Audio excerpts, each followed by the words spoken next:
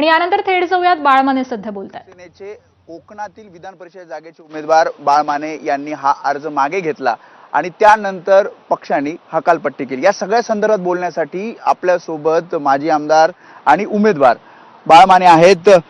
थेट कोकणातून मुंबई गाठलंय आणि मुंबई गाठले ते नितेश राणेंच्या म्हणजे नारायण राणेंच्या बंगल्याच्या समोर आपण हा इंटरव्ह्यू करतोय. ठरलंय? नाही, एक तर विषय असा आहे की काल जी उमेदवारी अर्ज घेण्याची अंतिम तारीख होती त्याच्यानंतर मी बाईट दिलेलंच आहे की मी का या संदर्भातला हा निर्णय घेतला. आणि त्यामुळं एक तर आमच्याकडे नंबर गेम नव्हता, पहिला मुद्दा होता. आणि महाविकास आघाडीतील घटक पक्ष जे आमचे होते त्यांच्यामध्ये सुद्धा एकवाक्यता नसल्यामुळे माझ्याकडे फक्त शिवसेना उद्धव बाळासाहेब ठाकरे पक्षाचे निष्ठावंत 55 मतदार होते. आणि ह्या 55 मतदारांच्या जीवावरती मी ही निवडणूक जिंकू शकत नव्हतो. तर म्हटलं तर दुर्दैवानं 99ला मी आमदार होतो सुदैवाने, पण त्याच्यानंतरच्या प्रत्येक निवडणुकीमध्ये माझा पराभव झाला. मला पक्षानं उमेदवारी दिली. 2014ला तर नरेंद्र मोदी साहेब माझ्या प्रचाराला आले होते रत्नागिरीला. पण आधी हे कळलं नाही का जेव्हा उमेदवारी घेताना, कारण तुम्ही महाविकास आघाडीचे पहिले अधिकृत उमेदवार म्हणून जाहीर झाला होता? हो ना, म्हणून ऐका, त्यामुळं काल मी ह्या संदर्भातलं असं बाईट दिलेलं होतं की या ठिकाणी घोडे बाजार खूप मोठ्या प्रमाणात सुरू झाला होता. आणि हा घोडे बाजार होता कारण अनेक मतदार हे तीर्थयात्रेला दर्शनाकरता आपल्या घरापासून बाहेर होते. आणि त्यामुळे मला त्या ठिकाणी असं झालं की परत असा कमी म्हणजे नुसती 55 मतं मिळून पराभव होणं हे काही माझ्या दृष्टीनं राजकीय करिअरला चांगलं नव्हतं. म्हणून मी वरिष्ठांशी बोलून या संदर्भातला उद्धव ठाकरेंशी बोलला होतात की असा असा इश्यू होतोय? नाही, साहेबांचं माझं बोलणं झालं नव्हतं. परंतु अन्य आज मी नाव घेणं उचित नाही, पण जे वरिष्ठ पदाधिकारी आहेत, सचिव पातळीवरचे जे आहेत काही मंडळी, काही विधान परिषदेचे आमदार आहेत, अशा लोकांशी मी वस्तुस्थितीची कल्पना दिली होती. भास्कर जाधवांशी बोललात का? कारण भास्कर जाधव आपले साडू आहेत. भास्कर जाधव सुद्धा मुंबईत होते. माझं या संदर्भातलं बोलणं झालं नव्हतं. परंतु काही पदाधिकाऱ्यांना आज नाव घेणं उचित नाही, मी त्या सूचना दिली होती. पण तू काल मला तर खरं सगळ्यात महत्वाची प्रतिक्रिया दिली की काल ही सगळी झाल्यानंतर संजय राऊत साहेबांची स्टेटमेंट आलं की बाळमाने यांना आम्ही पक्षातून त्यांची हकालपट्टी करण्यात आलेली आहे. इथपर्यंत मी समजू शकतो. पण त्याच्यानंतर विनायक राऊत हे परत डबल कसे येतात?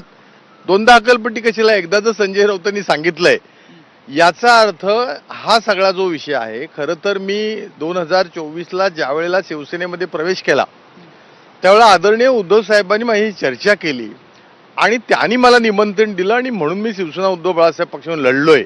आणि त्यावेळेला सुद्धा ह्या विनायक राऊत साहेबांना अन्य लोकांची सेटिंग करायचं होतं त्यांना त्या ठिकाणी, आणि मला उमेदवारी द्यायची नव्हती. 10 कोटी रुपये घेतले आणि अर्ज मागे घेतला. खरं आहे, विनायक राऊत साहेब खरं तर ते बोलणं बरोबर नाही आहे.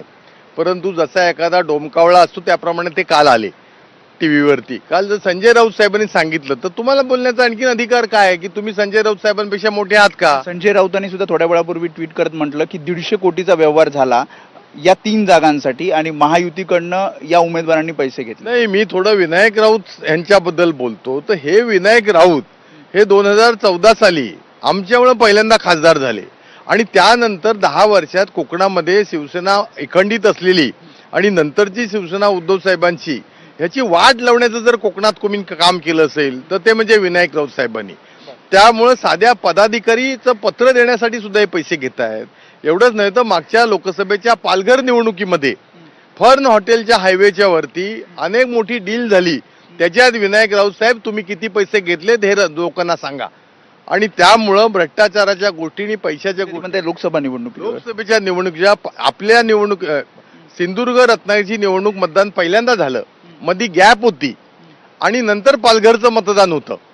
हा सिक्वेन्स जर आठवला तर आपली निवडणूक आपण उमेदवार तुमचं पालघरला फन हॉटेलवर आहे काय? त्यावेळेला त्यांनी कोट्यवधी रुपये घेतले आणि तिथला पालघरचं शिवसेना मतात गेलेला जो खासदारकीचा उमेदवार ज्या महिला होत्या त्यांचा पराभव संजय राऊत साहेबांनी केलेला आहे. ज्या प्रकारे आपण बघितलं की ज्या प्रकारे आपण बघितलं तुम्ही म्हणताय की विनायक राऊतांवर तुम्ही परत आरोप करतात, पण या सगळ्यामध्ये महत्वाचं म्हणजे उद्धव ठाकरेंशी तुम्ही म्हणतायत की चर्चा केली नाही.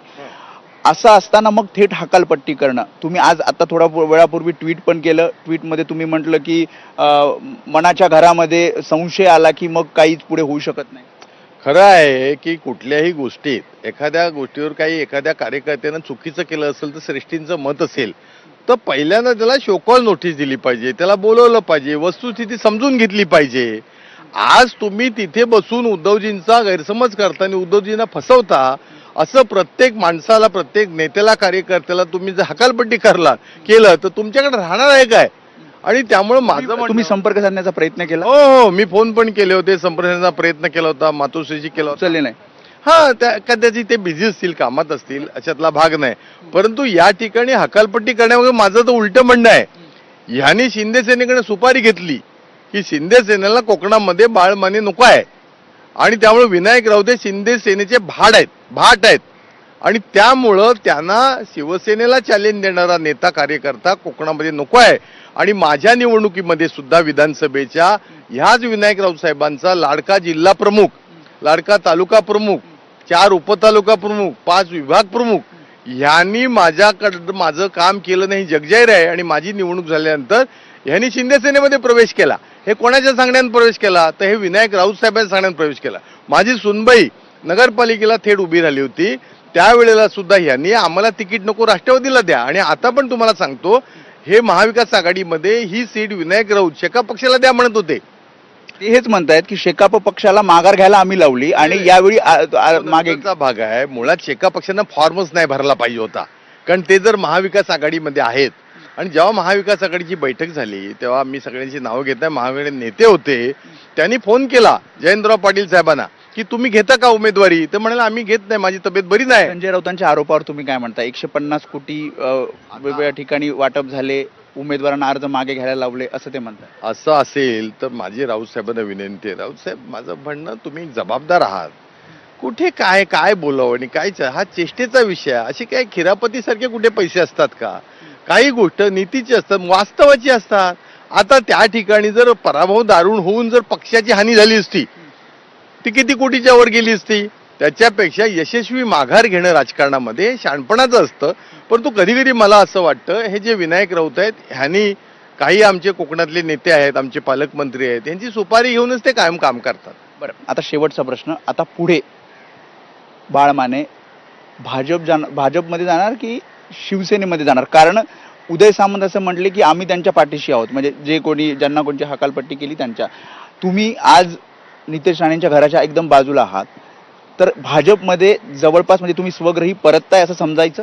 नाही, असं आहे की मी राष्ट्रीय स्वयंसेवक संघाचा स्वयंसेवक आहे, काल होतो, आज आहे आणि उद्याही राहणार आहे. आणि मी शिवसेनेमध्ये प्रवेश करत असताना उद्धवजींनी पण त्याचं स्वागत केलं होतं की मला चांगले निष्ठावान प्रामाणिक कार्यकर्ते पाहिजेत. मला या ठिकाणी एक सांगावं असं वाटतं की माझा जवळजवळ हा 18 महिन्याचा किंवा 20 महिन्याचा कालावधी हा उद्धव साहेबांबरोबर गेला. उद्धव साहेब ठाकरे, रश्मिताई ठाकरे, संजय राऊत साहेब, त्याचबरोबर आदित्य साहेब, मिलिंद नार्वेकर साहेब, ह्या साहेबांनी किंवा सगळ्यांनी मला विनायक राऊत सोडून सगळ्यांनी अत्यंत चांगलं प्रेम दिलं, जीवाभावाचं दिलं, ते मी कधी विसरू शकणार नाही. आणि मी काही त्यांच्याशी गद्दारी केलेली नाही. मी 20 महिन्यामध्ये शिवबंधनचा कार्यक्रम, कोकणामध्ये शिवसेना वाढली पाहिजे, बाळासाहेबांचे ते दिवस परत आले पाहिजे, ठीक आहे, प्रयत्न केले. आता पुढचा विषय असा आहे, थोडासा वेट अँड वॉच, की ज्या विचारधारेतून मी आलोय, आज आपण योगायोगानं नितेश राणे साहेबांच्या बंगल्याच्या तिथं ह्या जुहूच्या बीचवरती आपण आहोत.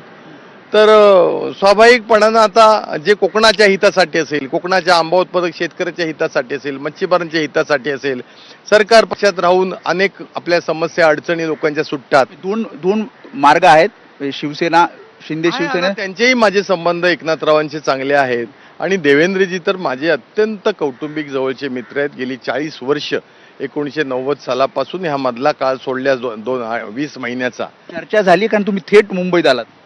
नाही, चर्चा ह्या होतच असतात राजकारणामध्ये. ते तर राज्याचे मुख्यमंत्री आहेत, उद्याचे देशाचे पंतप्रधान नेतृत्व आहे. नितेश राणेंसोबत अर्ज मागे घ्यायला गेला, त्याच्यामुळे नाराजी उफाळून आली काही नेत्यांची, ठाकरेची, शिवसेना, असं कळतंय. नितेश राणेंसोबत तुम्ही महायुतीच्या नेत्यांसोबत अर्ज मागे घ्यायला गेलात. आता असं समजायचं की लवकरच बाळमाने हे भाजपमध्ये प्रवेश करतील, स्वग्रही परत? पाहूया, वेट अँड वॉच. शेवट असं आहे की मी 40 वर्ष सामाजिक राजकीय क्षेत्रात काम केलेलं आहे. मी राष्ट्रीय संघाचा स्वयंसेवक आहे.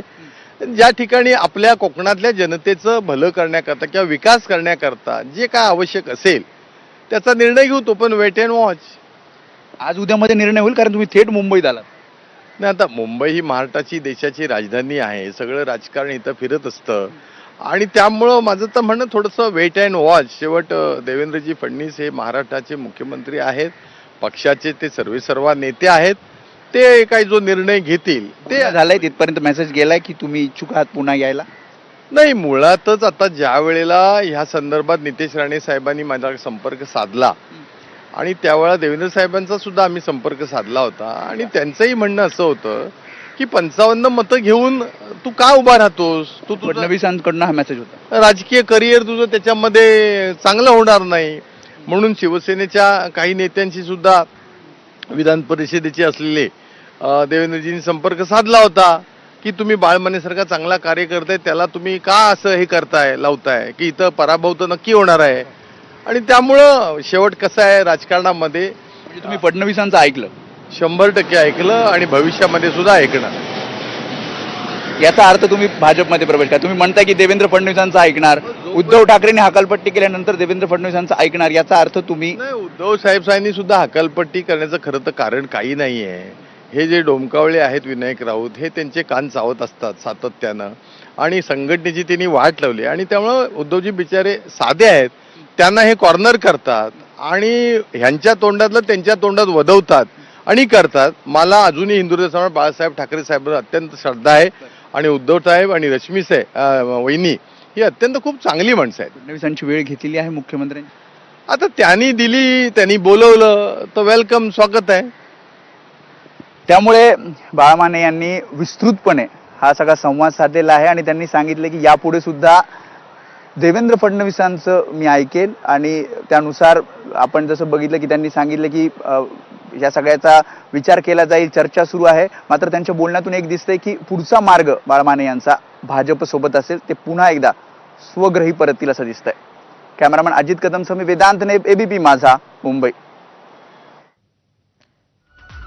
तर ठाकरेंच्या शिवसेनेकडून हकालपट्टी झाल्यावर बाळमाने एक्सक्लुसिव्ह आपल्याशी बोलत होते आणि त्यांनी विनायक राऊतांवर घणाघाती आरोप करतानाच आता मी मुख्यमंत्री फडणवीसांचं ऐकणार असं सांगून टाकलेलं आहे. त्यामुळे भाजपमध्ये जाण्याचे संकेत बाळमाने यांनी दिलेत.